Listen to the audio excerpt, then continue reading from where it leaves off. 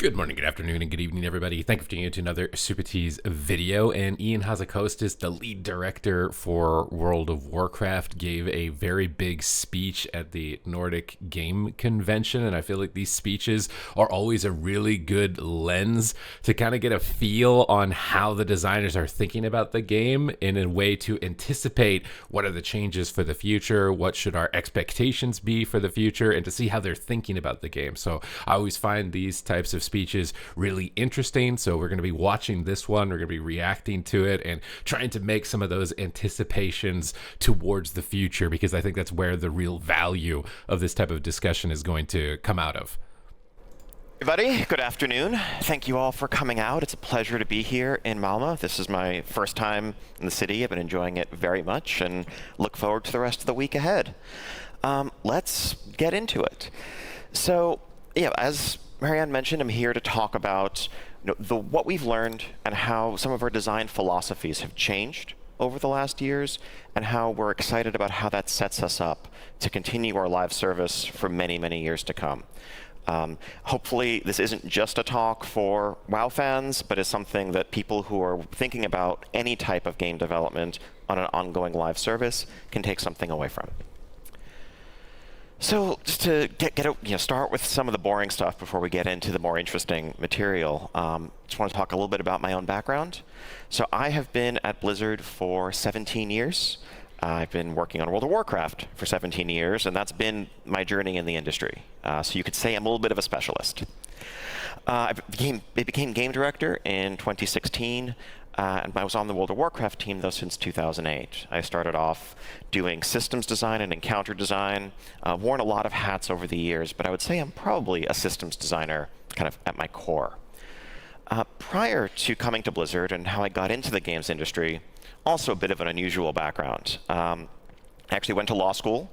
I graduated from law school in 2004, thankfully just a few months before World of Warcraft came out. Otherwise, that might have been a bit of a different shing home to lead raids with my guild every evening. I ran a large community site and a pretty successful guild at the time, and through doing that was able to connect with people who worked at Blizzard. I would give them feedback, and I had a couple of people in my guild who got jobs at the company, and eventually I had this incredible opportunity come up, and I made a very large career transition in my late 20s. And I've never looked back, and it's really been just the honor of a lifetime to go from playing this game to helping craft its future. Also, the most interesting part about like some of the OG kind of Blizzard employees, designers, directors, whatever it may be, they almost all had the same origination point, which was they were really passionate, in some cases even aggressive fans like Jeff Kaplan of other MMORPGs, and they were fully entrenched in the worlds that they were playing. And I feel like that was like a common trend amongst most of them at the time.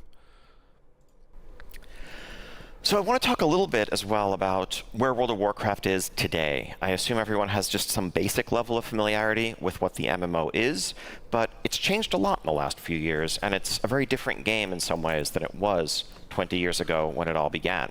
Back in 2004, there was World of Warcraft. Today, we have the continuation, the ongoing evolution of that game in the form of our War Within expansion that released last summer. That is our 10th expansion pack to World of Warcraft.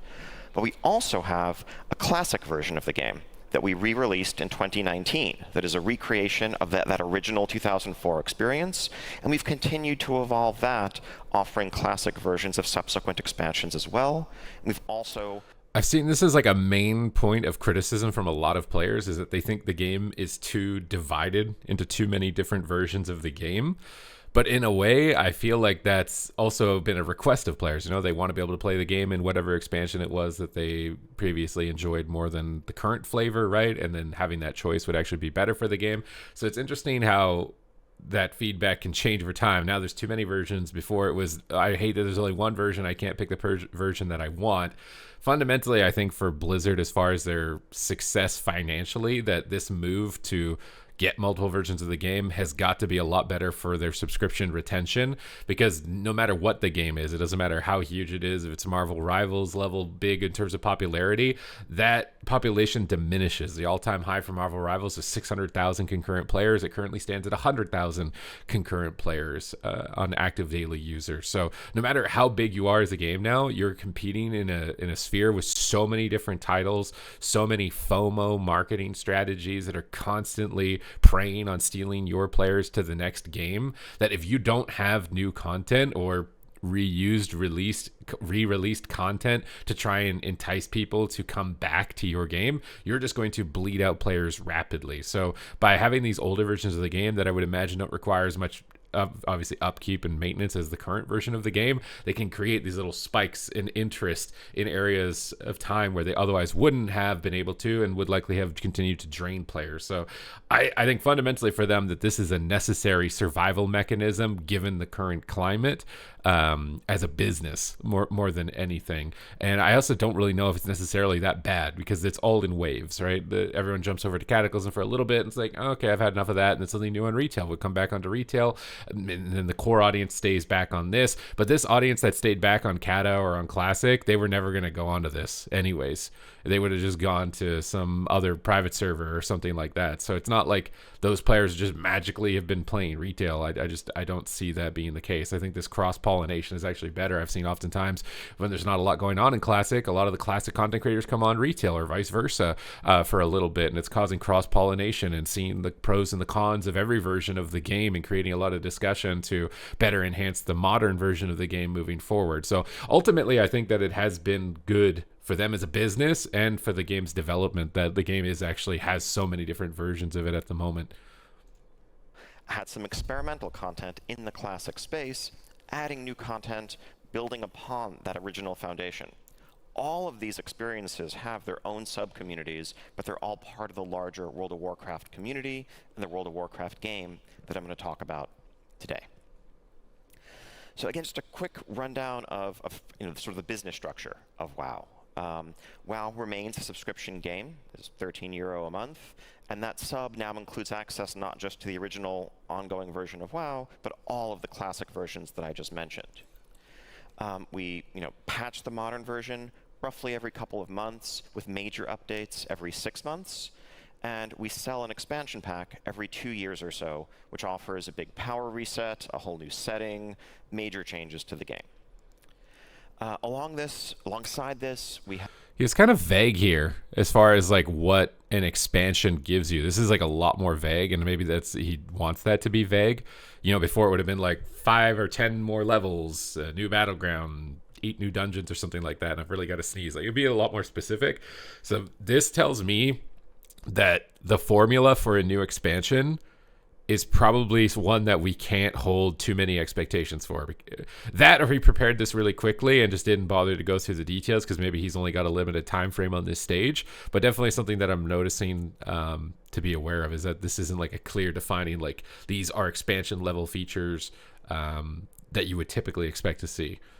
Have an online shop with microtransactions and mostly cosmetics and some paid convenient services like renaming your character or changing realms. But really the core of our business is and always has been this subscription model. And I have to say, as a designer, as a game developer, it's a huge honor and really it's a privilege to be able to work in that model, because I feel like it aligns our motivations, our business motivations, with players' motivations. And it lets us really just focus on keeping our community happy, because we all succeed by making a game that is as fun as possible for as many people as possible for as long as possible. And that's the end of it. There have been some changes to the structure of kind of how World of Warcraft systems and gameplay have worked over the years, to say the least.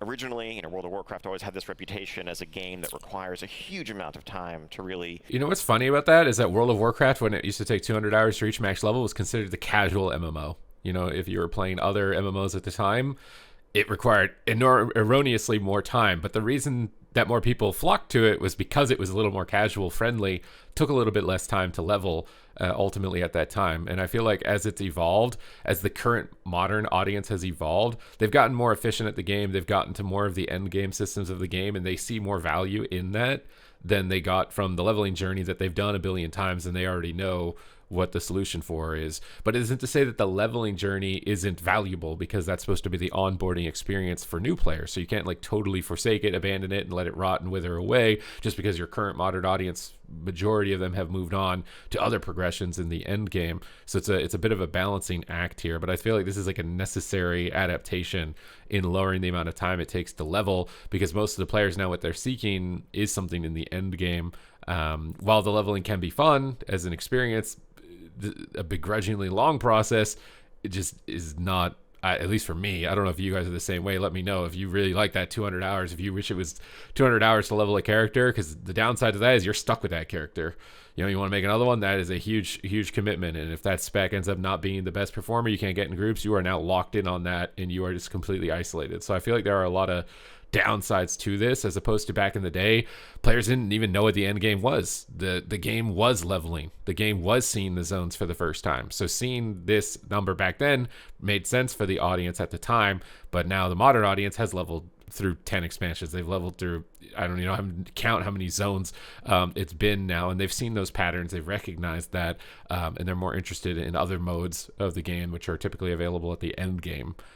So I feel like this has been a necessary adaptation. At least I personally would not want it to take 200 hours to level a character, but at the same time realize that the leveling experience is important for getting new players in, and is something that they still need to focus on and maintain over time. Dedicate yourself to. There's still tons to do, but leveling is a much faster process. It's literally 10 times as fast just to jump in as a new player and get to the end game compared to where we were 20 years ago. But there is so much more to do in that end game. We have solo activities, single player questing, long form narrative stories, repeatable content there. We have a wide variety of solo, small group, and large group experiences. Delves, a new feature we just added, as well as dungeons and raids. And you can do this pretty casually or at a very hard. You know what's funny with this breakdown? I think if they took the highest level of rewards that are available in raids and made them available in all of the other content, for example, let's say you can get the sickest looking mount from the raid, the highest item level loot from the raid, and you can get them in dungeons and delves, that majority of the players would go into delves. Dungeons and raids popularity would drop off of a cliff very quickly. And the main reason for this is that it's just easier to organize. You can just log in. It's 1 to 5 players. So if you did have a couple friends that were on at the same time, you could do it together, but you don't have to. You could just do it yourself. You don't have to worry about scheduling it, making sure that everybody's showing up. You don't have to worry about them being coordinated and just that one player in the raid not able to complete a mechanic. And really, you're just chasing the loot.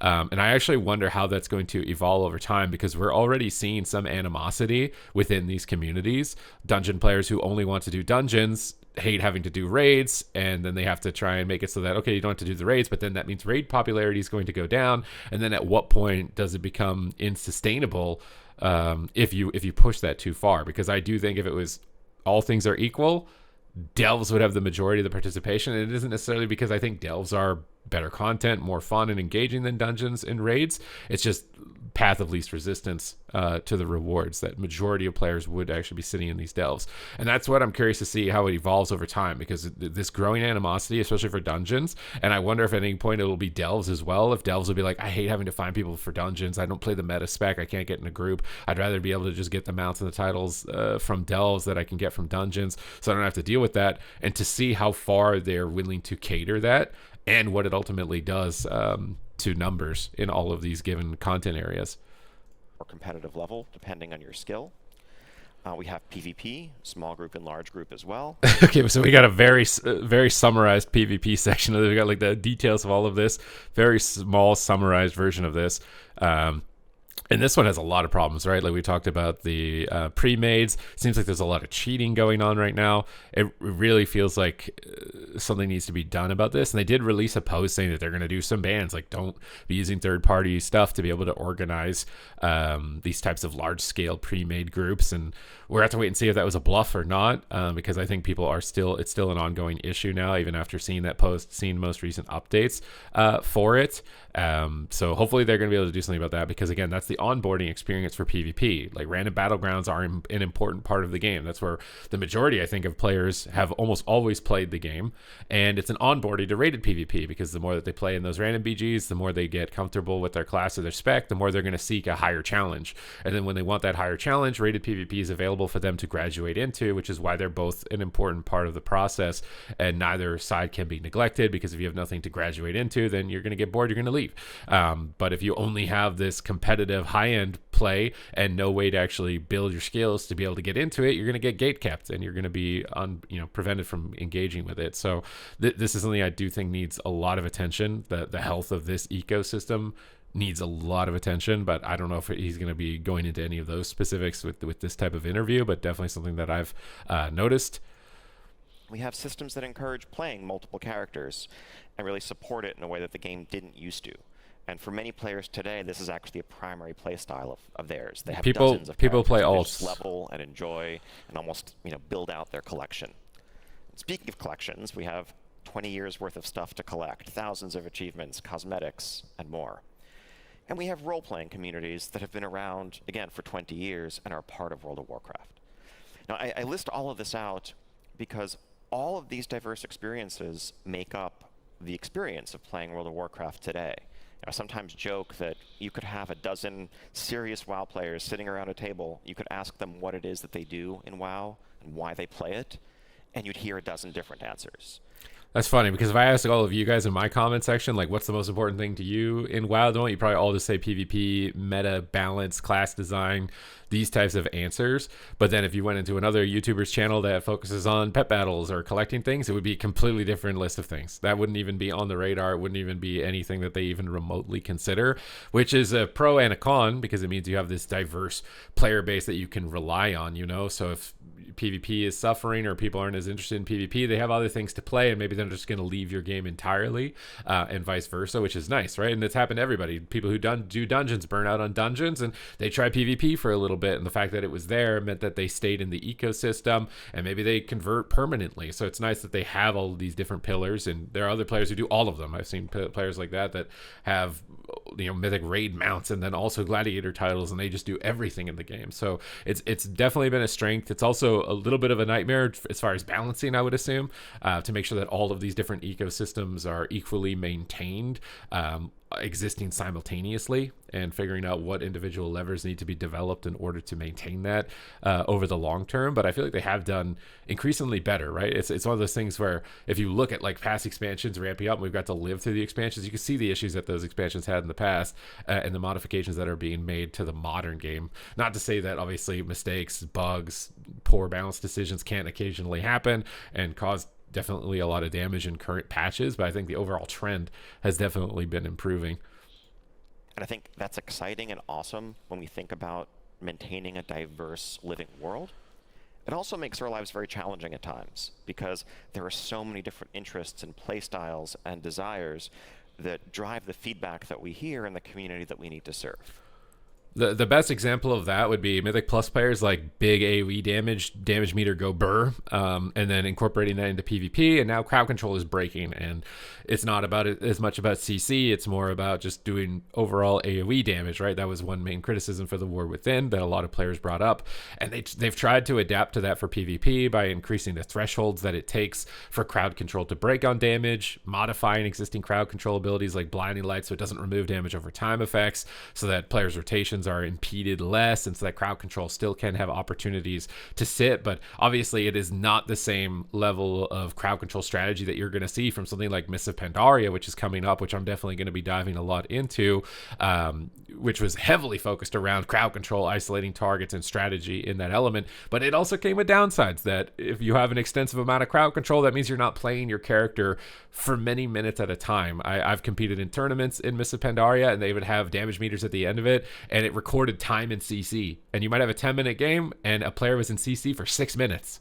So obviously it's not all pros, right? It's not all cons, and finding that magic middle ground of where you can pull the great parts about that crowd control strategy out and still maintain other archetypes of the game and play at the same time should be ultimately the goal, but is obviously a lot more challenging than just this one way of playing the game was absolutely the best, and if it was this way then the game would be saved. I think it's just like there's no way. It's way too short-sighted to think that it's simply the entire success of the game is going to be solved from just one subjective change or even 5 subjective changes like that.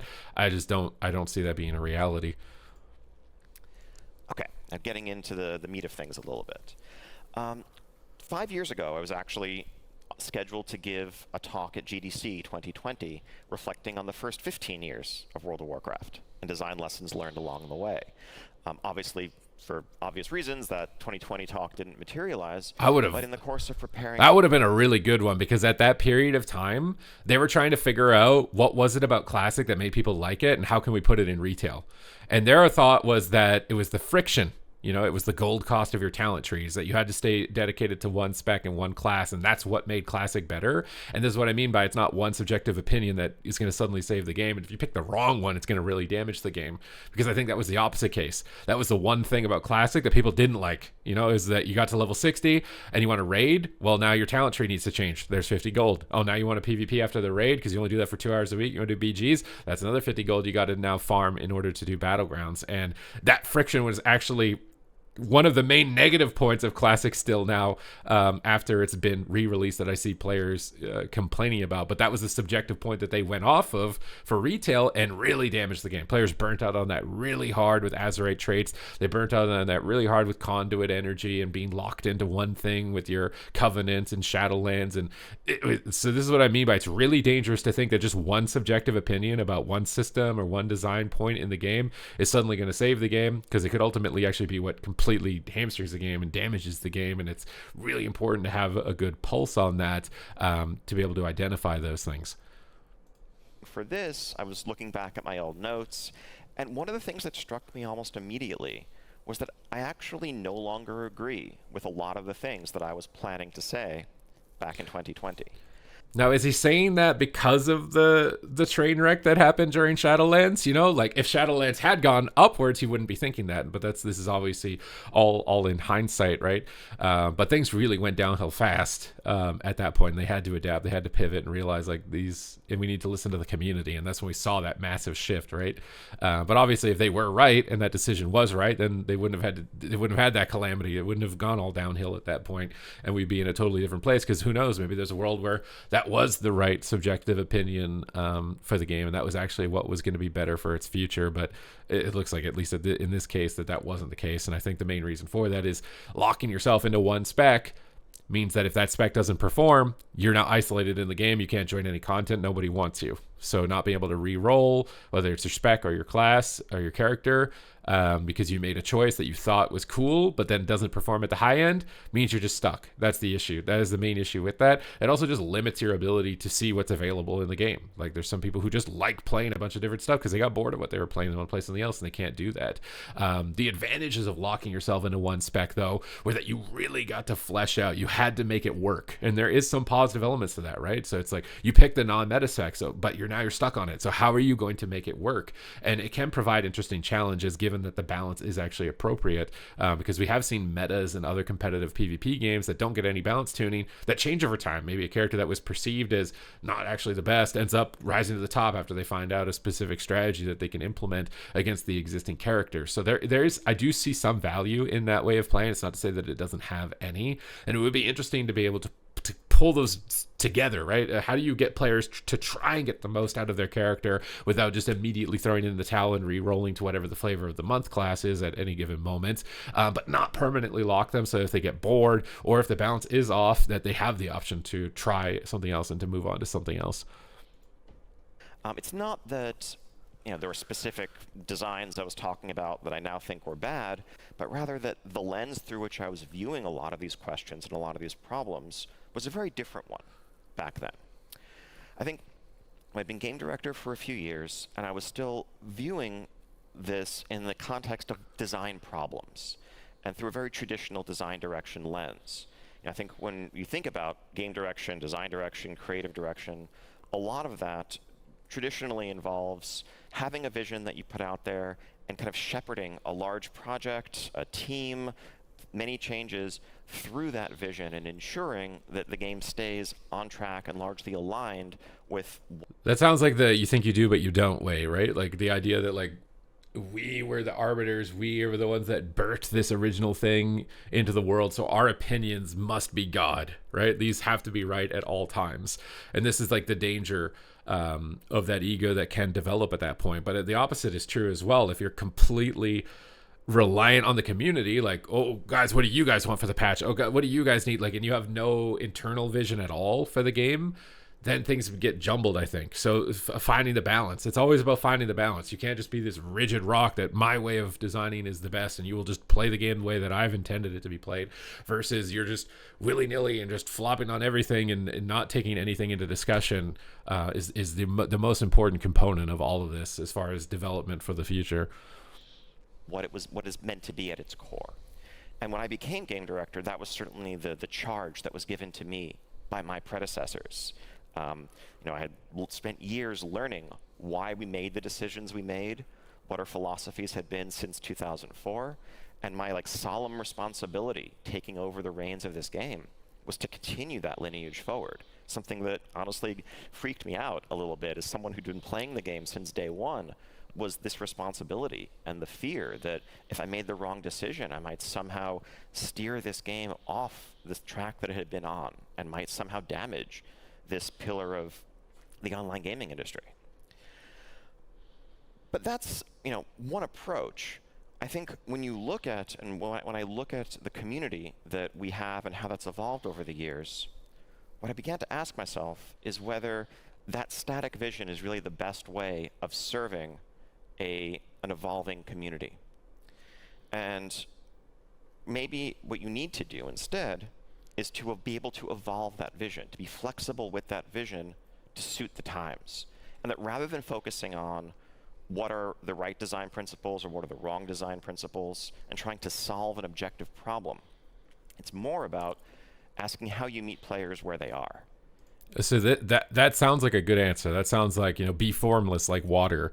If you're too rigid, you're not going to be able to adapt to the times. If it's wrong, everything cracks and it falls apart. But I also think that there were other issues as well, right? I think one of the biggest metaphors that I've ever given for some of the previous expansions was like mansions built on sand. So in Battle for Azeroth, they had all this great content, raid zones, amazing artwork, but the class design, the core, the foundation of where the game is experienced, the vehicle for the game, wasn't the best that it could possibly be. I think it had fallen flat at that point off of Legion, losing the artifact weapons, losing all the extra spice that gave to the classes, and they felt hollow, and so the game... I think that ultimately was like a big issue as well, on top of the system design reasons that he's not even mentioning in this. But I think this is it's always an ongoing thing. It should just always be a discussion, that you hold moving forward, because I don't think any individual is going to be able to make that right call 100% of the time, no matter what, right? It's just not, it's impossible to think that. You'd have to have the biggest ego I've ever seen to assume that exactly what is right now. That would suddenly make the game really popular, right? Let's say, for example, with PvP, if you made the game, it's crowd control strategies, and that's the most optimal way to play the game, and that's how the game is going to be played, that suddenly World of Warcraft is birthed into the dawn of a new era and everybody is loving PvP again. I don't think that's true. I just don't. I think there are definitely valuable things from crowd control strategies. What are those that can be pulled away? What are the good things? And how can we shave away some of the negative elements of them? How can we make the gameplay more interactive? I think that these are elements that are definitely true, but it's not, if you've ever seen a content creator that just walks up to you and is just like, this one singular thing, 40 player raids would save World of Warcraft, and suddenly it's going to be the most popular game ever, and they really think that's just pure ego, because there's no one individual decision, I think, subjective decision, that suddenly is just going to spawn that level of success. And how you serve your community in the best way that you can, and how you change and grow along with them. And so this talk is ultimately the story of how I got from point A to point B, and that shift in perspective and what that's meant for the team as a whole that's come along on that journey, and for our community today. So just to reflect on some of the history of the game over the last decade. In the 2010s, World of Warcraft had been around for quite some time, was really reaching some of the mature stages of an online game. Had to figure out how to expand a lot of their systems, how to add new content, how to keep the game growing. And a lot of those original designs weren't necessarily holding up in that context. And this is something that the design team spent a lot of time reflecting on back then. For example, They looked at just what seemed like just a lot of bloat in our systems and our classes. With every new expansion, with every passing year, we added new abilities because that's what you get when you level up. We added new things to earn, new rewards, new systems, and this just built on top of itself, one layer after another after another. And where that left us was a place that felt very complex, very unapproachable.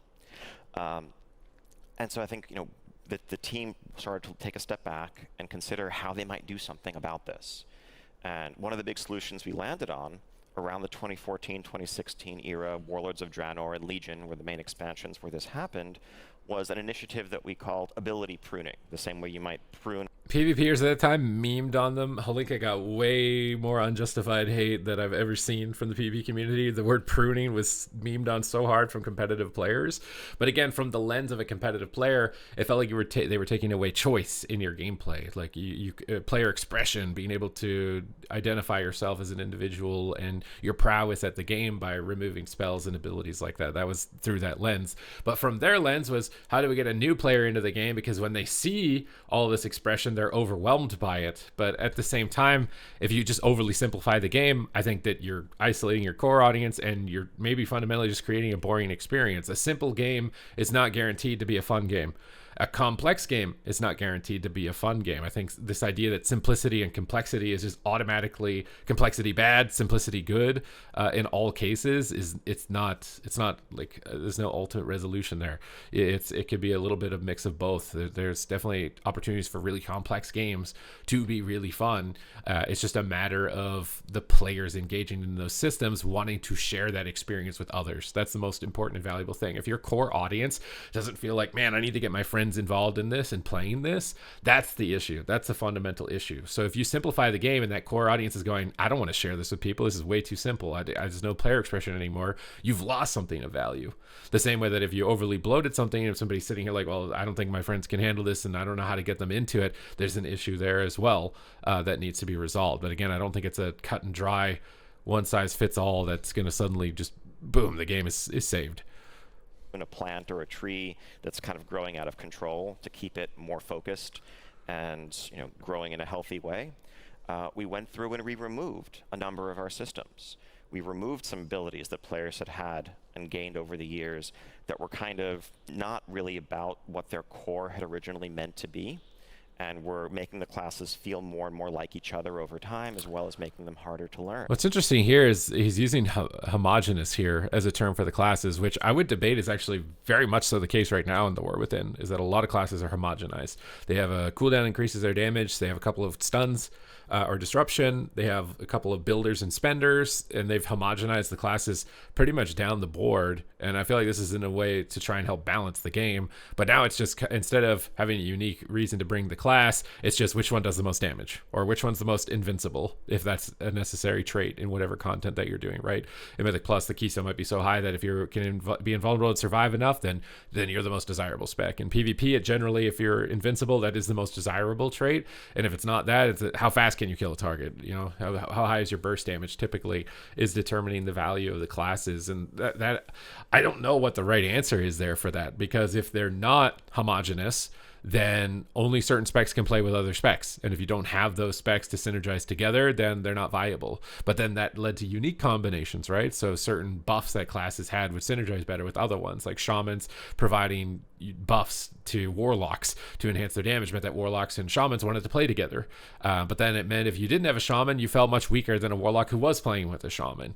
So there are pros and cons to that. And go back to TBC, you'd have groups built for Wind Fury. You'd have a warrior getting buffed with Wind Fury totem, a feral druid physical buff, maybe some exposed armor or something like that on the target. It was all about buffing that one player in the group and making them as strong as possible, or having an arcane mage that's getting buffed up by a balanced druid or an elemental shaman in the group, and it was all about buffing up that one player in the group. And that had a unique feel, and it felt really cool if you were the guy that was getting buffed up as the arcane mage or the warrior or something like that in those situations. But if you didn't want to be that role that was buffing them up, then this is where like the support role comes into play. And we've already seen that they tried to reintroduce that, and players were really just like, we don't really like that. We don't like that. And it's because it created another role, which is inherently less popular than DPS. DPS is just the most popular role. People like to do big damage. They like to be at the top of the meter, right? right?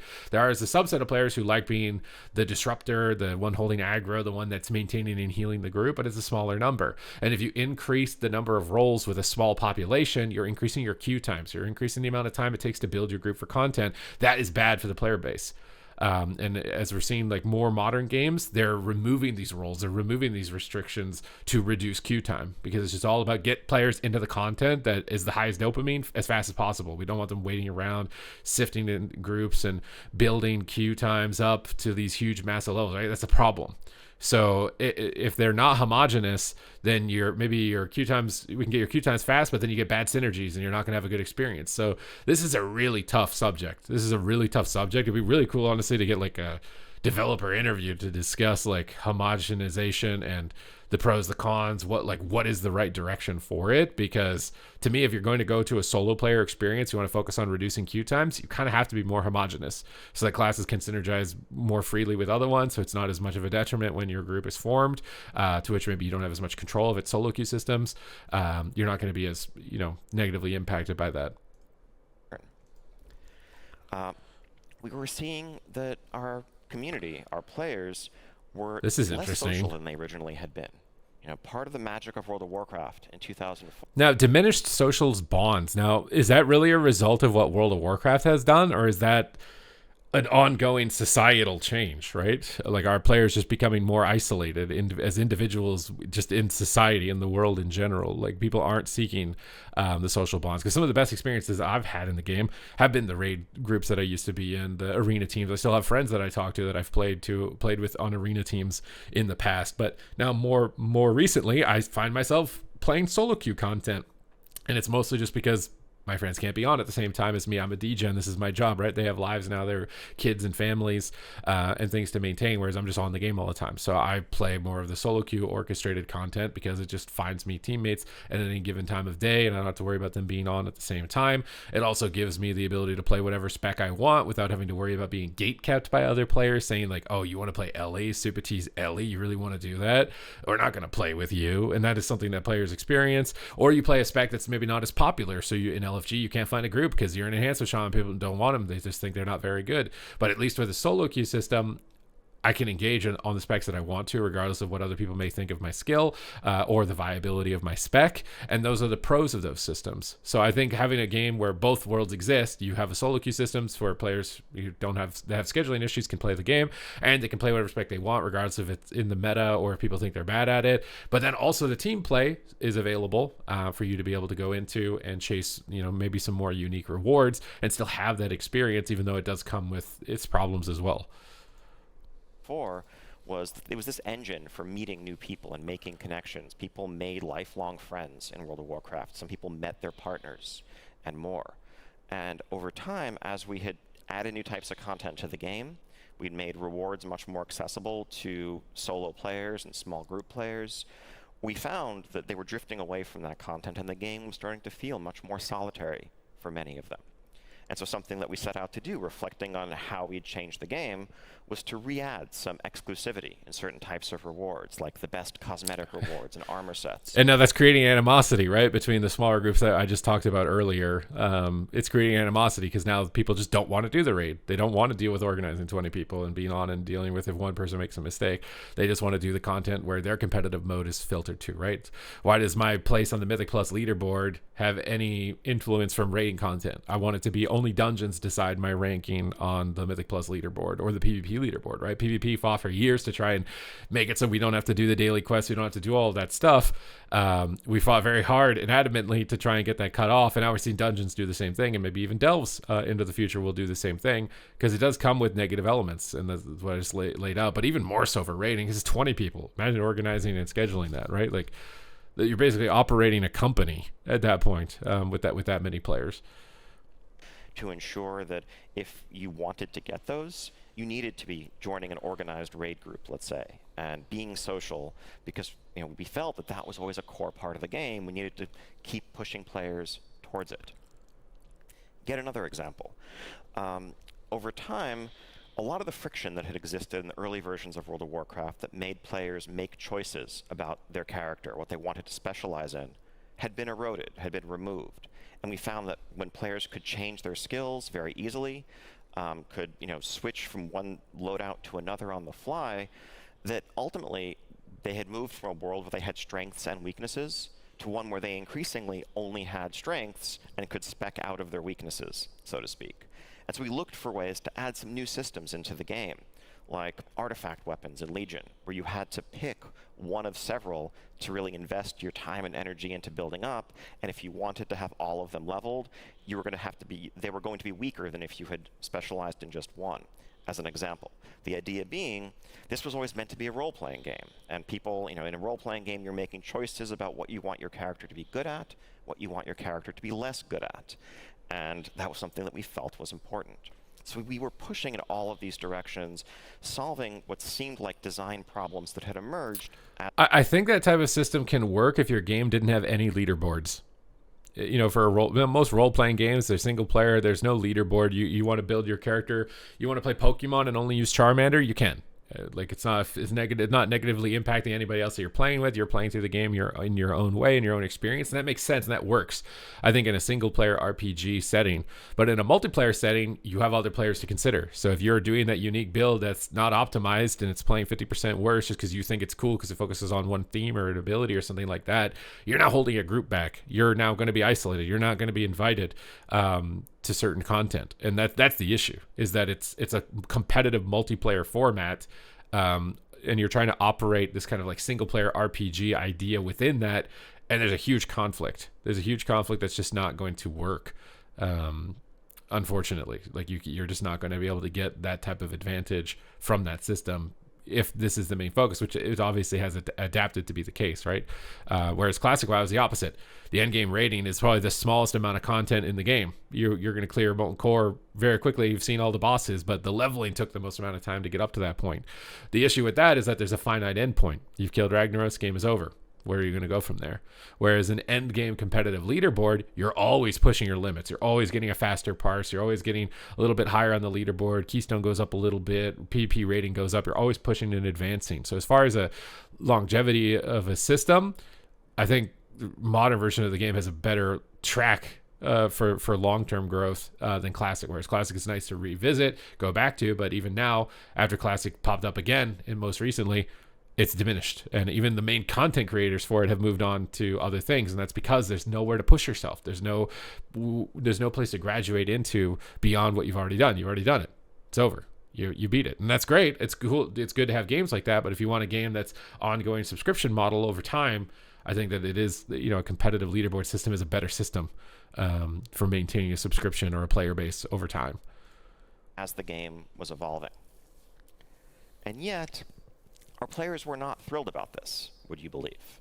Yeah. And we, were reflecting on this and wondering, what more we needed to do to recapture something that it felt was slipping away when we compared how players had played the game in the past and what had been the core identity of the game that we as designers had all been trained by our predecessors to maintain. How do we get that back? Well, we couldn't, ultimately. In 2020, though, a pair of things happened that have changed a lot of the team's perspective on how we were looking at these problems and where we were. In the modern game, we released our Shadowlands expansion, and in the run-up to that, we had made some serious commitments to players that we really wanted to move back towards meaningful choice and characters being different from one another based on your personal investment. And the community was telling us pretty loudly, we don't want this. We hear why you're saying it, but we just don't want it.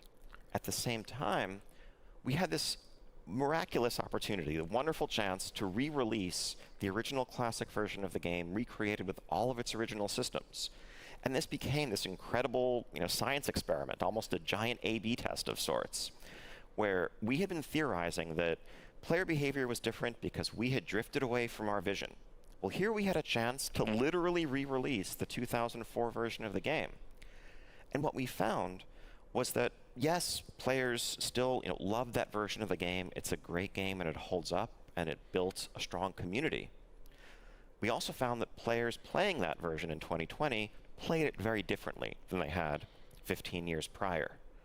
Whereas in the past, systems like increasing costs to change your talents around had deterred players from doing that and made them say, you know what, I like PvP and I like raiding with my friends. I'm going to make a build that's pretty good at both, instead of perfect at one and terrible at the other. In 2020, I think that's because the level of responsibility towards optimization has changed. Back then, people didn't care. Also, the content wasn't so difficult that you had to be maximally optimized, right? Like classic raiding. You had 40 players. There's a lot of buffer to be able to clear the content successfully. Not everyone's character needed to be min-maxed to the T 100% of the time in order to clear it. Whereas I do think retail is a little bit more cutthroat. You've got to, especially if you're pushing the most competitive content, making sure that you're the right stats, the right specs, you're the right every build, loadout build, things like that is very important. Towards your maximal optimization. I think that's a big difference. So in the original version of Classic, you didn't have raid logging as prevalent as it was, and everyone was constantly interacting with each other to make sure they were min-maxing their character. But we're in the era of optimization. And in the era of optimization, limiting choice like that or providing big penalties to make changes like that is just, I feel like it's not going to work. It's always going to have massive friction, and people are always going to get upset by it. Players weren't okay with being suboptimal. And so they actually just spent. Well, they didn't even know they were suboptimal back then. Grinding that out so that they could change their specialization whenever they needed to always be optimal. And they complained bitterly about it. They're like, this is the least fun part of Classic, but we have to do it to play the game the way we want to today. In short, it wasn't that we had drifted away from our original vision or somehow failed it. It's that players had changed. It also seems like he's having like an internal conflict, right? That seems very legitimate, right? Where he wanted to keep the essence of the game, and he thought that this was the best way to keep that essence of the game that he had originally grown into, right? That's a very passionate place to be from. That's not necessarily like a corporate, like hollow, soulless point of view, right? So I can be understanding to like the pressure that he must have felt. It's a huge responsibility. You're taking over the game after it's hit its all-time peaks. Like, how are you going to step up into that role? And you want to honor its past. Like, that's a lot of pressure. That's a lot of pressure to put onto somebody in that position, and like really tough to beat. I will give credit. I think Legion, in my opinion, hit the level of like Wrath of Lich King. As far as excitement, it took a little bit to get there, right? We had Cataclysm, Mop, WoD, but I do feel like we did get to it eventually. It took some time, as things are going to when you're talking about that, the same way that the Classic developers had a lot of time to build and lead into what they were able to accomplish. I think that Ian has done a good job in that regard, but now it's cool to see him break out of that feeling of like, I have to be beholden to this, and how do I find my own way along with everybody else as a team moving forward in the future. This is kind of like a breaking of the shackles almost moment, and it's very intriguing as far as the future of the game and what are the changes going to be, which I said at the beginning of the video is like the most valuable thing that we can pull from a discussion like this. And the vision was no longer serving our players in 2020, and so it needed to be updated. So a little digression to kind of broaden this a little bit. If for anyone here who is working on or thinking about releasing a game that will have an ongoing live service component, if you put that out there and people come to it and are playing it, congratulations, that is an amazing accomplishment. But it's also essential to realize that the moment you release that out into the world, the nature of designing that experience is transformed. Before it was released, it was your vision, it was your thing, your team's thing to craft. Once it's out there and it has become home to some number of players, it is now equally theirs, and it is their world that you need to be a caretaker of, as well as the designer of. Players will have come to the game that you made, not the one you wished you'd made. And, if something's out there for a little bit, the people who are drawn to it are going to be the ones who like what that gameplay is, and the people who don't like it are going to be filtered out or repelled. Now, whether this is an entire game, it could also apply to a subsystem in a game, like a class or whatever. Pretend you designed a mode or a class that you intended to be, very tactical, methodical, slow-paced, and deliberate in its gameplay. But players came to it and figured out quickly that there was a way to play that thing that was much faster-paced, and that you had greater success doing that, and that continued for a few months. The players who are doing that are presumably doing it because they like that gameplay. And if you try to change it to what you wanted it to be originally, you are doing a huge disservice to them. You're basically making a change that serves your own vision at the direct expense of what everyone has chosen and has gravitated towards. So it's essential when thinking about design changes to a live game that you do it first and foremost through the eyes of your community, and that you think about what they want and what they don't want. Here's just a brief tangent. So I want to talk a little bit about the concept of desire paths. This is one of my favorite little urban planning things. As you see here, desire paths are a natural phenomenon that you see all around the world. Not just humans, animals create them too. They just reflect Desired the natural, path. efficient path that people... This is path of least resistance, right? So like, I can take a shortcut over here and save time, which is a limited resource that I have in my life. Why would I follow the design of your sidewalk, even if your sidewalk is really pretty and organized, when it costs me more of the time in my life? This is just always fundamental truth, right? Like, if you see an opportunity to save yourself time on something, you're going to take it, because we all don't know how much time we have, and no matter how pretty someone might think their street is designed, I don't want to do that if there's a shortcut that I can take. Yearn to take to get from one place to another. And if those paths are different than the ones that were laid out and planned, well, you will see what you see here. A dirt path cut through the grass that reflects hundreds and hundreds of people taking this path. I was thinking about trying to come up with a clever visual way of presenting my idea. And when I started Googling around, I was delighted to discover that an artist had beaten me to it. So I'm just going to borrow what they did. Here, imagine you see a nice path laid out, a city park or whatnot. Very simple, perpendicular lines, a nice path through nature. Easy. But of course, this is what will happen, as we just saw. People want to get to the corner. Maybe they're catching a bus. Maybe they just want to cross the street quickly. They don't want to take the long path. They're going to take this path. Now let's imagine our urban planner friend had a vision. He had something in mind when creating this, and it did not include this path. So what does he do? Put a bench down. Don't walk this way. And also, if you want to sit and enjoy the nature around you, now you have a bench. You can, rest your legs. This is better, right? No. People are still going to try to take the path. All right, no, really. Also, stop littering in the park. Throw your stuff out in here. And walk on this nice straight path that we made for you. What's the problem? Of course, this is, people are people. This is going to continue as it will. Okay, for real now. Just let's put this whole hedge here. And honestly, you can imagine this designer reflecting on this and saying, actually, it's a good thing that those paths happened, because where we landed is a better overall vision. This is, it's a bit, this aesthetically nicer. It was a bit overly simple before. This is perfect. And maybe it holds up for a little bit, but no. And so here we find ourselves again. So what do you do in this situation as a designer? Well, you embrace what people are telling you and showing you very clearly they want to do. You make that a path that you support. And once you do that, things will be fine. For a while, anyway.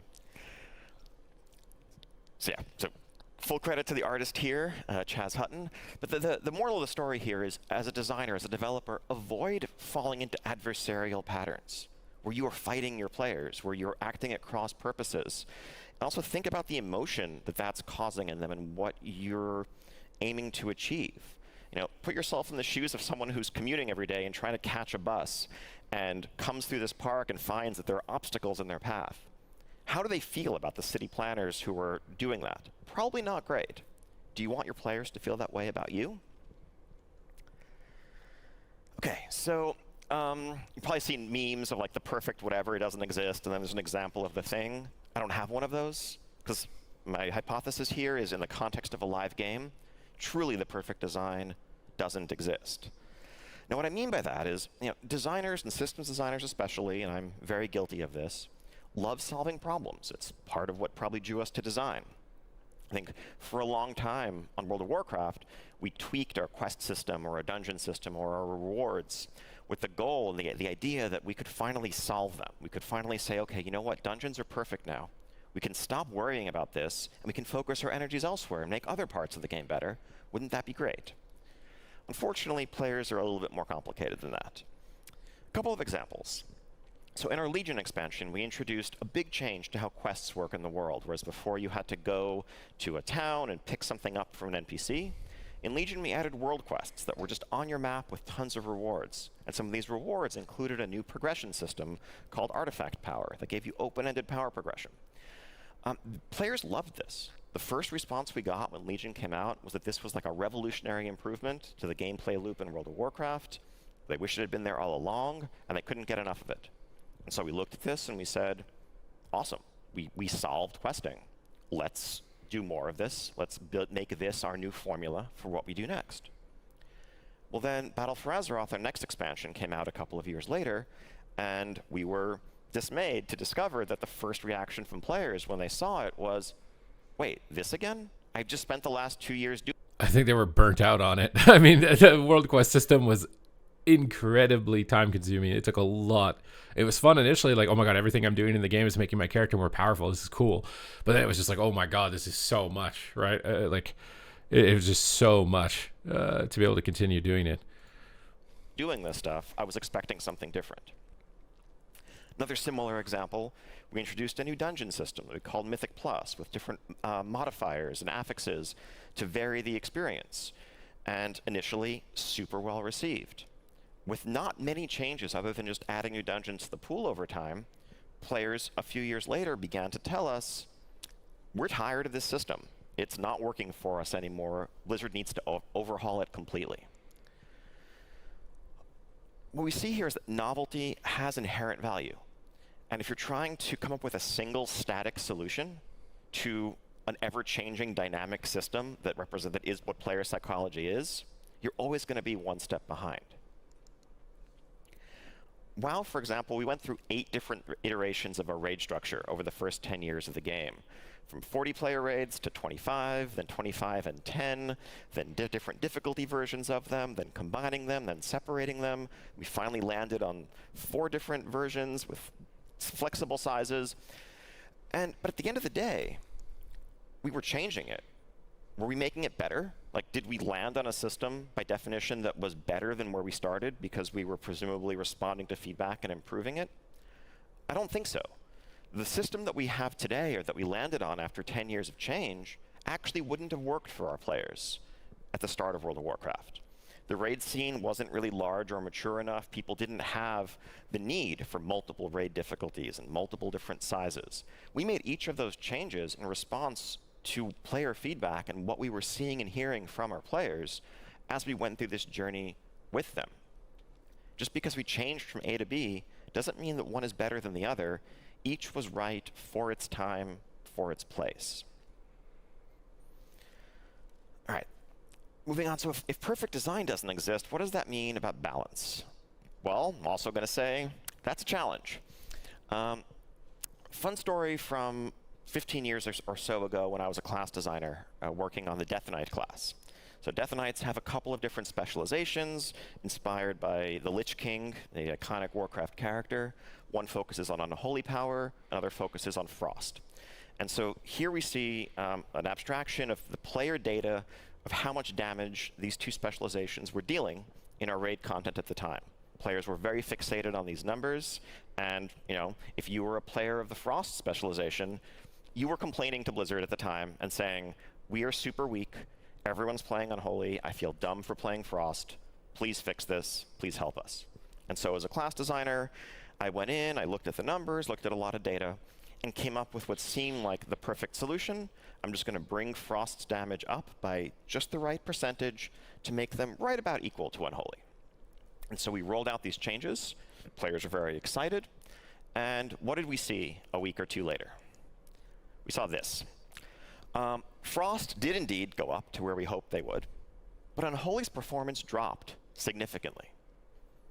Why? Well, what happened is players at the time realized that they thought that Frost played perfectly now with the changes might be a tiny, tiny bit better than Unholy. And so the very best players, the ones who cared most about their performance, the ones who crunched the numbers and min-maxed, they switched from Unholy to Frost. That helped bring Frost up, but it also made the average performance of Unholy dropped significantly. And so a few weeks passed, and after that, lo and behold, unholy players were saying, we need help, we're super weak, what's going on here? Remember, we never touched them. But the lesson here is these are dynamic systems. Another great example of this from a non-world. I feel like that's taking a lot of context out, you know, like how many bosses were AoE versus single target. Was Frost more focused on single target versus AoE? Like typically their specs are designed that way, right? Like a spec is really good at single target, so if a raid tier has more single target bosses, overall your performance is better. Or two target bosses or AoE. There's a lot of context missing there. You know, just to say that like I only made this small change and it didn't really matter. Everybody re-rolled. It's like I feel like there's a little bit of context there that I do think is missing, because you could take that into the current game, right, for the PvP changes that they just made, which was Fury Warrior got nerfed and it's dropped off, and Arms Warrior, they didn't really touch it, but it's skyrocketing up in terms of popularity, and obviously that's Fury Warrior players feeling like their spec is now too weak and they're switching over to Arms instead because they still want to play Warrior. But I do think that the change they made to Fury was really significant in the context of the current game, changing the way that their mortal wounds healing reduction stacks up over time. Whenever they've touched that has led to Fury disappearing from the game or being the best spec ever if it's tuned too high to an extent. That knob specifically creates that extreme level, and it's a matter of having very, you know, being 100% entrenched in any given spec or balance tuning that is going to create that. I think it's like leaving a little bit of wiggle room there to say that, like, look, it's going to happen no matter how you balance your game, so why bother balancing it? It's like that would not be the case. That's not the right approach. A Warcraft game, StarCraft Brood War, legendary esport. This game had its last balance patch in 1999, and then continued to be a premier esport, especially in South Korea, for decades to follow. StarCraft is goated. This is data aggregated from thousands of esport level matches from, like, I think 2007 to 2011 or so. And you see the balance between the three major factions in a PvP head-to-head setup fluctuated massively over time with no balance changes. There were differences in the map pools that the leagues used. That's a big one. That's a big one, right? Like some of these sub races in this game, like if a map was small, 6 pooling strats, faster play strategies might have been more tailored to a given race. Map determined a lot, right? The same way in PvP and WoW. If in WoW all you had was big maps, that would bias casters. In WoW, if all you had was small maps in PvP, that would bias melee DPS. It's got a broad spectrum of maps that rotates randomly through to try and help out that balance a little bit. But like a lot of this, I don't know the history of the game to know exactly if, like, typically Zerg was really good on small maps. So maybe this time where the purple line's at the top, that they rotated in new competitive maps that were small. And maybe that's their way of making the competitive esports scene more interesting, because Blizzard wasn't doing balance changes. Because you could make your own maps. You didn't need Blizzard to make maps. So this idea that there was no meta changes, I think, is not 100%. So, like, community was making new maps to make the competition more interesting because it got boring, right? Like, it was like, okay, well, in this current map pool, this race is always winning because it's biased towards these strategies. We need to change the map pool. And then when we did, oh, look, now it's a different meta. And like, okay, well, now this is getting boring, so let's do a new map pool. And okay, here's a new meta. Now Terran's winning more. To me, this was StarCraft's esports scene compensating for Blizzard abandoning the game and not making any tuning adjustments and doing it themselves using maps, because they can't control how much damage a Marine does, but they can control the distance the Marine needs to travel and give that an edge to a Zealot instead for Protoss. So again, this seems a little bit disingenuous towards like balancing and the importance of balance, as far as balance being impossible. I think most importantly is you can't have it stagnate. Stagnation is the worst. If a meta is identified, solidified, and stagnates for months, that is really bad. So while, yeah, you're never going to get like every single thing is the absolute best it's ever been, that's going to be really tough. I think it's something you should strive for, but it's going to be really tough.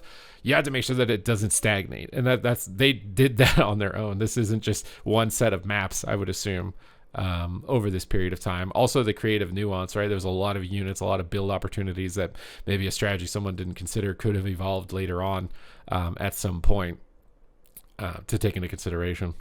But most of this represented players figuring out a new strategy, that changing the meta, then people coming up with a new strategy that in turn countered that.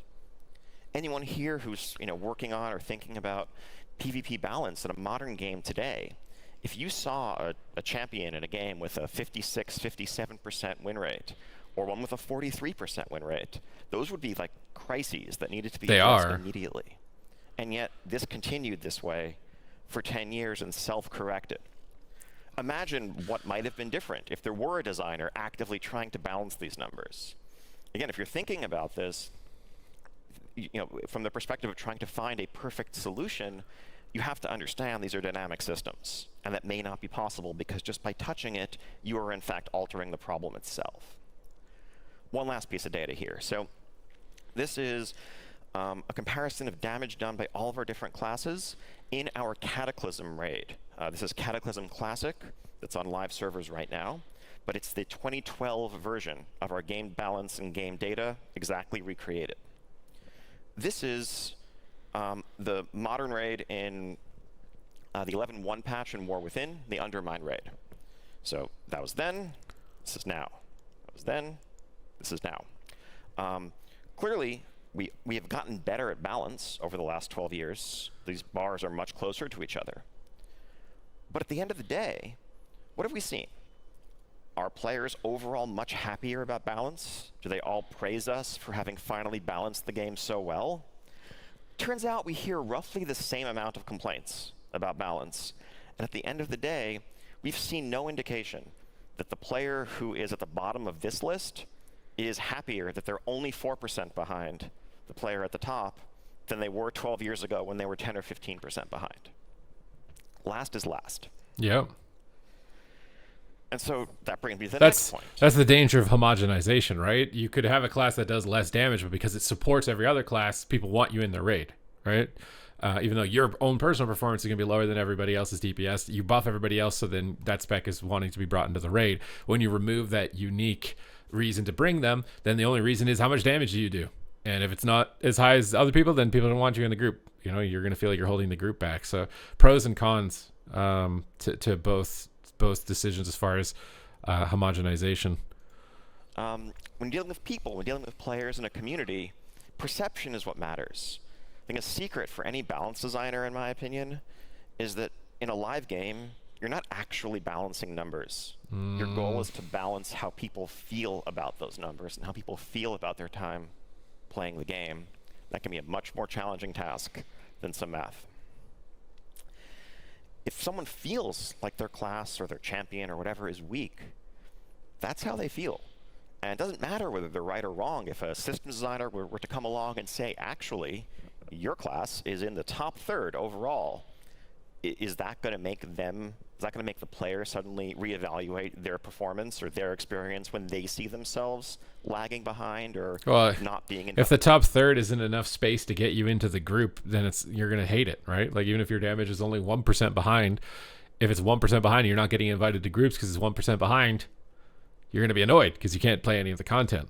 So I don't know about this. The numbers don't matter at all type of approach here. Like if you released a game where you deliberately didn't balance it at all, like we kind of had that with Battle for Azeroth. They removed all of the PvP modifications that they made in Legion that everybody liked. They tweaked the game so intricately in Legion, which is why I think a lot of PvP players liked the gameplay there.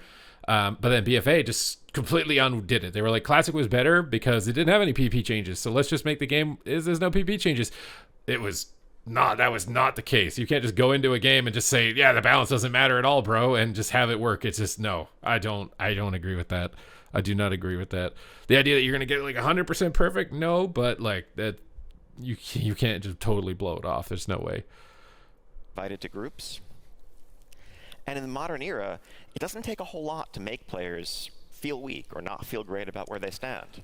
Right? The first thing any content creator will do whenever there's any game or a new patch or an update is make one of these wonderful tier lists. Yeah. And players will... It's because players want to know what they're playing is going to get invited to content. There's a fear involved with this, right? You want to perform at the highest level, but you also want to make sure you're going to be invited for the content, which means making yourself as attractive as possible. So if you're picking the spec that, and you got to get a consensus because some tier lists are biased, some are just incorrect, they didn't get enough data. But if you watch like 10 different content creators tier lists and you see a trend of this spec is towards the middle bottom, there's probably a good chance that that spec is going to be harder to get into groups for content, which is going to limit your play time, which is going to be annoying, and maybe you're not going to be able to get the most performance out of it. But at the same time, sometimes having a spec not be the most meta, some players like that. They like the underdog. Like, I'm playing the spec that isn't meta, unlike, oh, you fought him reroller. So there is a dynamic where, like, yeah, it's having some specs, you don't want it so weak that it's impossible to play, but it's maybe not entirely that bad that if maybe a spec isn't 100% best, the most sick thing ever, but at the same time, it's also, if one spec is just drastically better than everybody else, it's the only spec you see, every lobby is 4 rep paladins or something, there's going to be an issue there too. So pros and cons to this, but the reason that this tier list thing exists is mostly out of fear. People want to make sure that they're picking a spec that's going to be most beneficial to their groups, so they're not holding it back, and so that they can limit their downtime as far as getting into content and have a good experience, right? Instantly feel that sense of dismay when they see the thing that they prefer, F tier, D tier, and they're not going to feel good about it. So what do we do if balance is impossible? How do we drive perception? I think the biggest thing that we've settled on is, rather than seeking a static answer, rather than seeking moving to an endpoint, making frequent touches. Yes. Now, whereas in the past we used to do balance patches every few months. So in Legion, because they removed PvP completely, they were doing so many frequent changes. That's why it was really good. And this is what I mean. You can't let it stagnate. You can't let one thing be way too good for too long. You can't let one thing be way too bad for too long. It's got to be always just a little bit of because the other thing too is, once you make a couple changes, people want to try those changes, so they're excited to play the game on that week. Their expectations aren't just, I'm going to get dominated by rep paladins again, or I'm going to get dominated by mages again. It's like, oh, they just buffed this cool thing, I'm going to try that now because, like, maybe I'm the one who's going to get the edge this week, this time around. And it makes the game unsolved. That's the most important thing, is to make the game feel as unsolved as possible. For example, we're going into the AWC, the finals for this weekend, and they buffed rep paladins and warriors a lot, which created some differences and distinguishable differences as far as meta. And I'm curious to see what's gonna happen, right, in the finals. Like, are those classes actually gonna be included? Are players gonna stick to the classes that they played before because they're still strong, they didn't nerf them, and they put so much time into them, so they're gonna perform better on them, so maybe it's not worth the risk of changing to something else that might not be better and will require more time investment, right? Sometimes tournament level of play, it's more than just the numbers too. It's the amount of time players might have dedicated into a spec. A player can be really good at Feral Druid. They can't just day one re-roll over to Outlaw Rogue because everybody says Outlaw Rogue is now more meta than Feral Druid, and play as good as the player who has been dedicated to Outlaw Rogue. It's going to take a little bit of time, and if you're not certain, maybe that shift isn't the right move. There are definitely some other levels of thinking to take into consideration. Probably every 2 weeks or so now, we release a major hotfix that tweaks a number of classes and their abilities in different contexts, with the goal being making sure that we can reassure players that if they're on the bottom right now, that's going to change pretty soon. And if they're looking at whoever's the top dog, thinking that maybe they should re-roll or change their playstyle to the flavor of the month, that, actually Blizzard's probably going to fix that soon too. I should just kind of stick with what I enjoy. I think that is right. That is right. Are we perfect in this? Do we always achieve our results? No. But this is, what we aim to do, and this is the philosophy that guides our balance on a day-to-day basis. And really, what this is about is maintaining players' trust and confidence in the process. And that is, when you can't always be right in every situation, the most important thing. For any live game, for any ongoing game, trust is the fundamental currency of the entire ecosystem. When we ask players to spend time in our world, we're asking them to spend the most valuable thing they have, their time, with us. And I think, if you look at the discourse around whether a game is a dead game online, which is everywhere these days, I think at the root of that is players' anxiety that maybe their time is being spent in a place that in the long run will be unwise, that they're going to regret. And certainly if it feels like a development team is out of touch and isn't going to look after their interests, and isn't going to respect their time, again, why would they spend their time there? And so maintaining trust through everything we do is absolutely essential.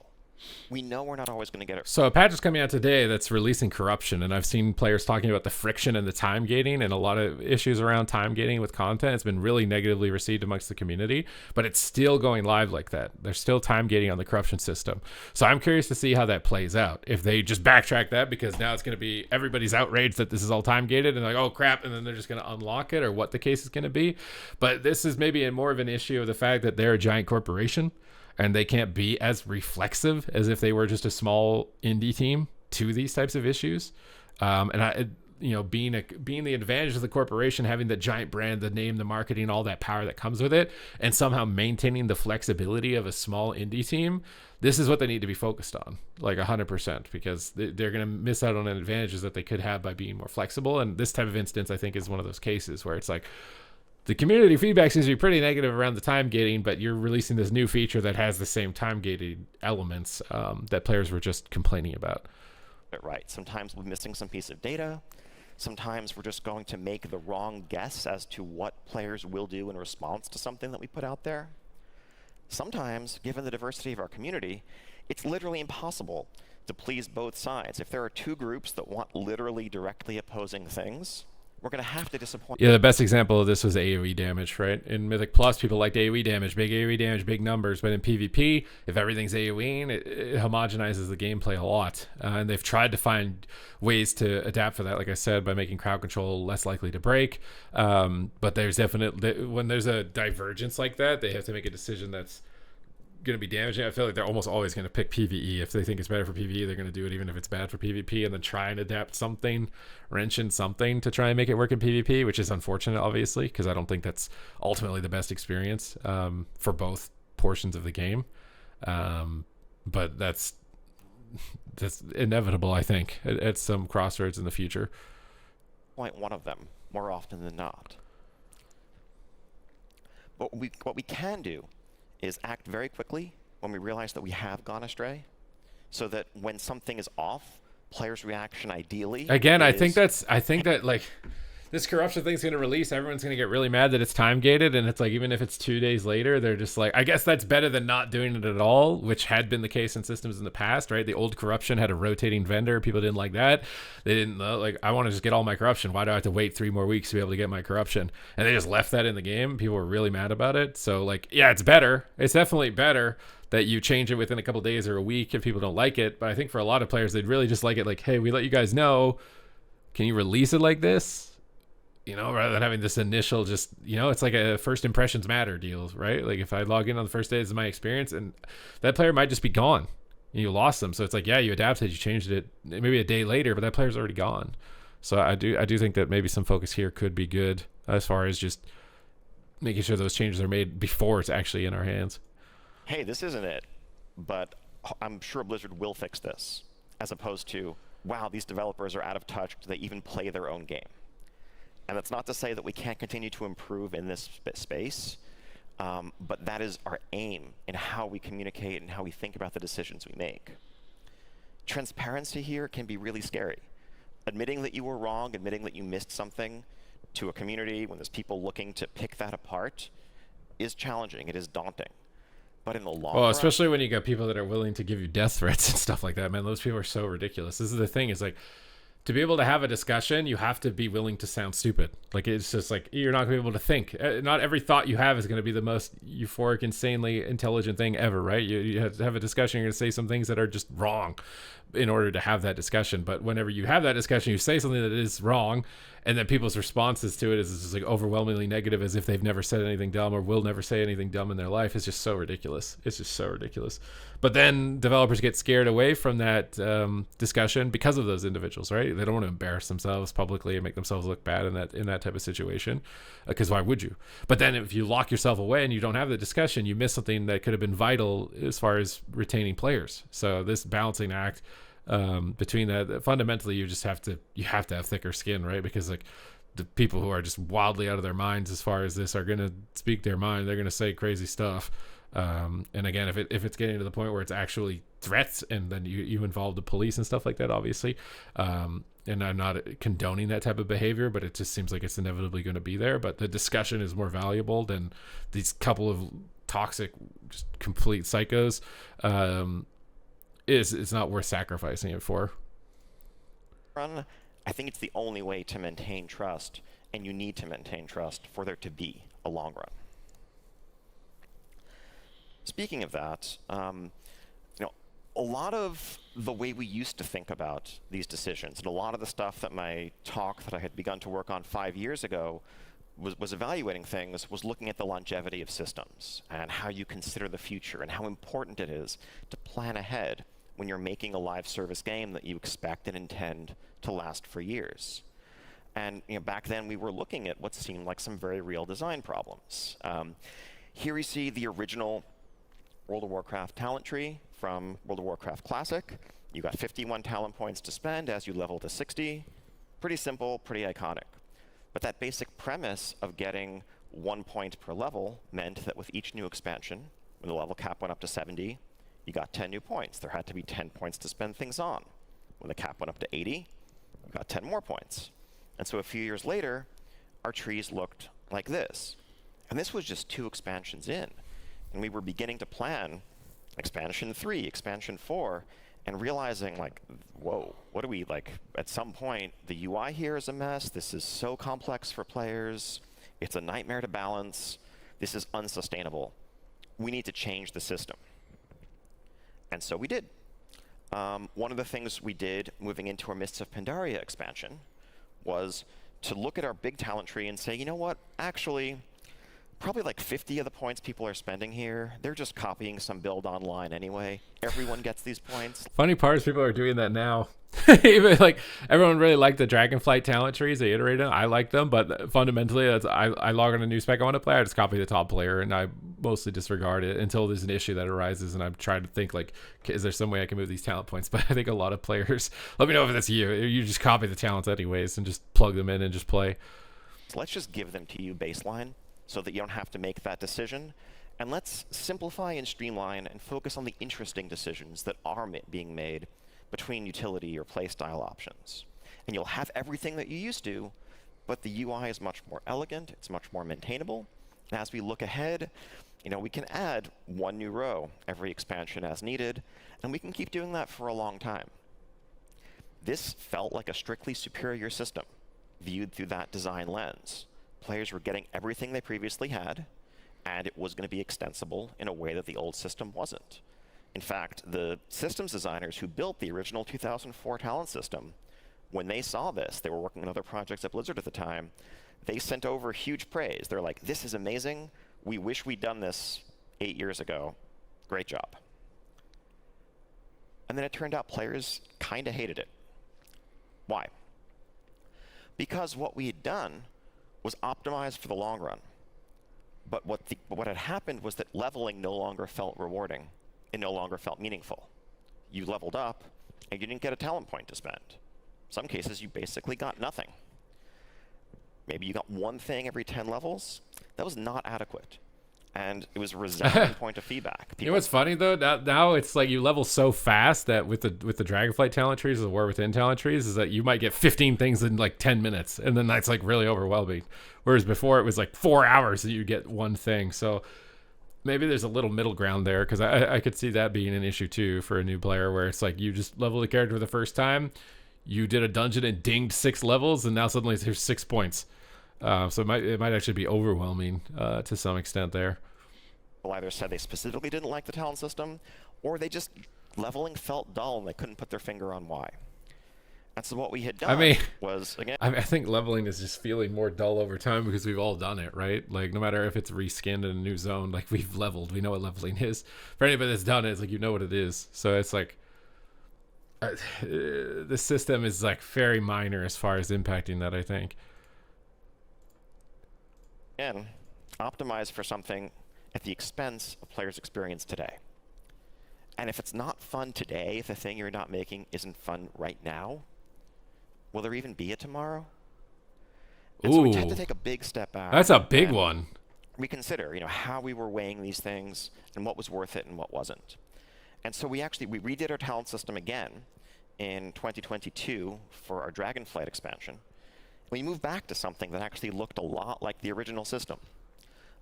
We had a bit more horizontal progression in it. We tried to solve some of the problems that made the original one collapse under its own weight very quickly. But we committed to once again giving players 1 point every level. And as we built this system, we looked at it and we could say, you know what, we know this can't last forever. After enough years, there will be too many points. This will once again collapse under its own weight, and we'll have to do something about it. But you know what? That's okay, because it's fun today, and it's going to be fun tomorrow, and down the line, we'll figure that out when we get there. Because the alternative, there may not even be a then. I think there is some truth in that. Like, I'm a bit worried that, like, next expansion, there's not going to be enough interesting new class stuff, and it's just our classes will be mostly the same. That's my biggest concern. And, like, Midnight's supposed to be this big thing, right? When we think about Legion, artifact weapon, cool new ability, powerful enhancements to our existing spells, a whole bunch of new stuff to explore. I feel like if that's not there for the classes, even if it means it's over bloating a little bit, then we're playing the same game, right? Like, that's the foundationally, there has to be some new experimentation. It can't. So this idea that the talents are evergreen, that's what they've been saying, right? The new current class talent trees are evergreen. They're gonna be like this forever. I don't think that's going to be able to hold true, because eventually people are going to get bored and they're going to want to break it. They're going to want to put something new in it. And I'm curious to see how they react to that, because to me, that's what I'd be anticipating as like the main negative reception for like the next expansion will be that classes don't have any distinct things that they're excited about as far as new stuff. And so really, yeah, you have to carefully consider, you need to think about the future, but don't be scared of or overly intimidated by it, because players are focused on every time they're logging into your game, every time they're hearing news about it, what you're offering them now. No one's having more fun today because the design elegance is going to pay off 5 years down the line. That's not how a community ever thinks, nor will they. So sometimes you see the problems, but you go ahead anyway, because it's what the right thing for your community is. And we often joke on the team these days, sometimes we'll say, like, that's a problem for Future Us. Future Us is going to be really smart, and they'll solve it when they get there. And honestly, to some extent, there's merit in that. As we've just... Does that just mean we're on a loop? Like, okay, we're going back to classic talent trees. Yay, this is really fun. And then 4 years later, oh, this is cumbersome. And then we're going to go back to Missa Pandaria talent trees and be like, wow, this is so great. We're going to because that's how it's kind of been, right? Like, we recycle old ideas and then they come back and then we get bored of them and then they go out of cycle and then they come back and then they go out of cycle. They come back. But maybe that's just what it is. We're just going to be on this loop until we get bored, and then the old thing we think we like comes back, and we're just on the treadmill. I don't know. Maybe that's just possible. Discussed in other contexts in this talk, things change so quickly, so chaotically over time, that if you think you know what problems you're going to be facing 2 years from now, let alone 5 years from now, you're probably kidding yourself a little bit. You're going to be facing all kinds of unexpected challenges. How many games nowadays even survive to that point? It feels like it's less than 1%, right? Like, how many games are Fortnite that are still around? I feel like it's such a small amount. This one that you can see coming, that you can start planning for years ahead of time and already be thinking about, you already have a leg up with that one. So one exception to this, though. There's one area where I think it is important to really stress the future. And that is a set of decisions that I call one-way ratchets, which is like a wrench that you can only turn in one direction and it just won't, go back like this visual here. And you think about that in terms of the player psychology impacts of certain decisions. If you are increasing the reward of something significantly, if you are removing a long-standing restriction, that's not something you can experiment with lightly, because going in one direction and then trying to reverse it is going to leave players much, much more unhappy than where you started. You can't really take things like that away or reimpose restrictions, because, again, that's not how people are evaluating the relative value of their experience today. And so to be a responsible steward of this live game, you have to move very carefully and cautiously in these situations. Again, it's not to say never do them. It's not to say never remove restrictions, never be super generous with some of your offerings. But understand that there are some things that you just can't take back. So one example of something that we're applying this to right now is the rules governing playing with opposite faction players in World of Warcraft. So So World of Warcraft has had Alliance and Horde as these two opposing factions since the very, very beginning. Made sense when the population was big enough to support it. As the population has diminished and some people really like just playing one faction over the other, but then their friends, they can't play with them, it ended up being bad. I think they made the right call as far as letting cross-faction play as an adaptation to modern audience. This is an example of that, right? Because 5 years ago, they would have said, shut up, you have no idea what you're talking about. WoW is Horde versus Alliance, we're never going to let you guys play together. And I think thematically, that's really cool, obviously, right? Horde, I'm Alliance, right? And there can be that animosity, but, I play with my Alliance friends a little bit. We've worked together as far as narrative as well in the past. It makes sense to be able to collaborate a little bit, and you can still have that theme. You can still have the animosity, the tribalism of that. You can still maintain that even while enabling players to play together. And in the beginning, they were just the enemy, period. You could never do anything with them. You could never talk to them. If you were on a PvP server, they were just kill on sight, the end. But over time, we got more and more feedback from our players that were in large online communities that had tons of real-life friends.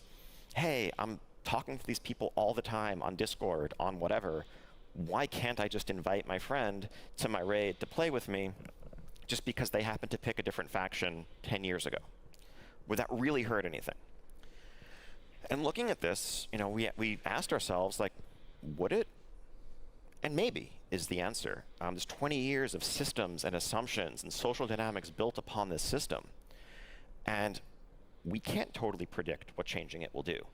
And we also know this is very much a one-way ratchet. There's no world where we could tell players, okay, you can now play with all of your friends of the opposite faction, and then suddenly decide a few months later, whoops, never mind. That was a mistake. We're going to undo it. That friend you played with yesterday, we have to tell them that you can't anymore. And so what do? We move slowly and gradually in this direction. We first allowed specifically real-life friends who knew each other to play together in dungeons or raids. So if you had someone that you had an existing connection with, you could invite them to your group. That went okay. We then moved one step further and allowed those people to join cross-faction guilds. And this is continuing to this day. And players admittedly have been frustrated by how slow that pace has been. They wished we just kind of jumped to the end of the line and given them all of it right away. But I think to be responsible as stewards of the game, knowing that this was a one-way path, we had to take one step at a time, but we are continuing in the direction that our players are signaling clearly to us they want to go. And so wrapping up, meeting players where they are and serving a community, is about viewing all of these decisions through a player-first, player-focused approach.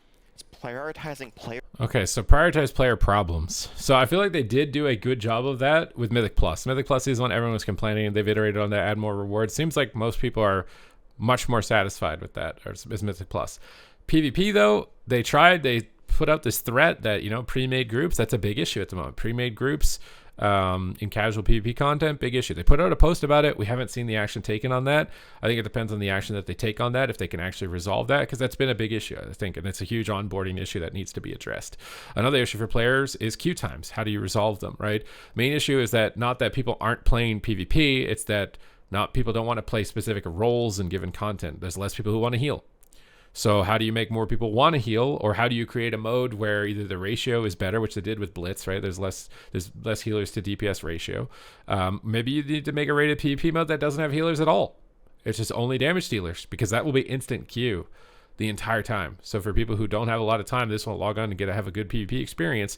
Having a mode that can facilitate them to have instant queues is something I think they need to consider. That's something that needs to be discussed about. I made a tweet about it, and I already got some really psychotic responses to it as well, talking about doing a solo queue double DPS format. And what can that possibly look at like? Because double DPS 2v2 has been really fun in the past. It's obviously biased, and some specs are way better than others, like paladins and rogues, maybe mages to some extent, and other classes like warlocks would suffer. And how do you balance around that? Maybe there's specific buffs that classes can pick up in this mode that helps equalize those discrepancies that doesn't affect the rest of the game.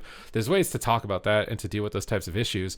But the bigger problem is the queue times. So how can we get a rated mode that doesn't have those queue times that's still fun and enjoyable? I think is a problem, and it's been an ongoing problem. Also, MMR in rating. This is just an ongoing issue. It seems like it's just every single patch is just MMR, MMR, MMR. What's going on with rating? What's going on with rating? It's an issue. And they have the rewards track on their update in the future. That is a big one for me, because if there isn't some sort of ranked overhaul MMR system change or something like that for PvP, it's like, come on, man, this has been an issue. It feels like it's been an issue for years. This is a problem that needs to be addressed, at least when it comes to PvP, that I think is going to, retain players longer over the long term, create a healthier environment. So those are issues that I'm seeing, at least, that I really want addressed. A lot of this other stuff here, avoid adversarial design patterns, pay attention to what the community is telling you they don't want and get rid of it. Look at this most current one with time gating. We'll see.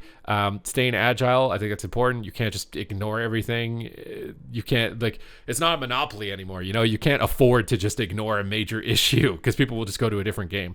You can't just be like that, right? It's like an abusive relationship where the person can't leave you, so you just keep abusing them and ignoring their problems. You can't do that anymore, because they're going to find somebody else. So these are just adaptations as a result of increasing competition as well. Trust is everything. I think that the most important part of trust is transparency, which I think Ian is doing a good job on. They're not going to make the right decision. No one's going to make the right decision 100% of the time. Being communicative about it, being transparent with it, even despite the psychopaths, and call police on the ones that are actually legitimate threats, and kind of just screw them, because you need to have that discussion. Otherwise, you're not going to be able to adapt appropriately. It must be fun today for tomorrow to matter. Again, this is a balance, I think. There's a bit of a balance in this. And my main concern is that midnight, for example, if the talent trees are evergreen, we're not going to get anything really new or exciting. That's going to be really bad for the expansion, because that's always for me, that's the main thing. It's oh my God, what's the new toy I get on my class? How's that going to work? Or what are the new enhancements? And honestly, something he didn't discuss at all was passive bloat. We talk about ability bloat, but what about passive bloat? Now there's 20 different talents that increase mortal strike by 5%. Is it really necessary? We're just on the cycle, right? We're just going to go in a loop, man. And this is going to be no, we have mop talent trees. Your mortal strike hits this hard, and this is how we're going to deal with this. Maybe that is the case, but definitely an eye-opening interview as far as the value and the direction for the future of the game. Seems like it's going to be probably more of the same as far as what they're intending to do for the future of the game. Does this sound good to you guys? Is this enough to keep you guys on board with the content that's moving forward? What are the problems that you're experiencing that you feel are being neglected and not being addressed, that are leading to you not wanting to play the game or moving on from the game at this point? Let me know in the comments down below.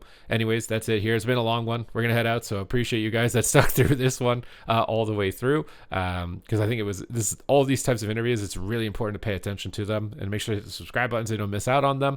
I'm going to try and relay them, give my opinion on them as well moving forward, because I've been a big part of this community as well, building up in the WoW PPCs scene, competitively and community as a content creator for a while. And obviously I want the game to be sustainable for players to have the best experience possible, similar experiences to what I've had, journeys and friends that I've been able to make throughout the game, because I think it's valuable.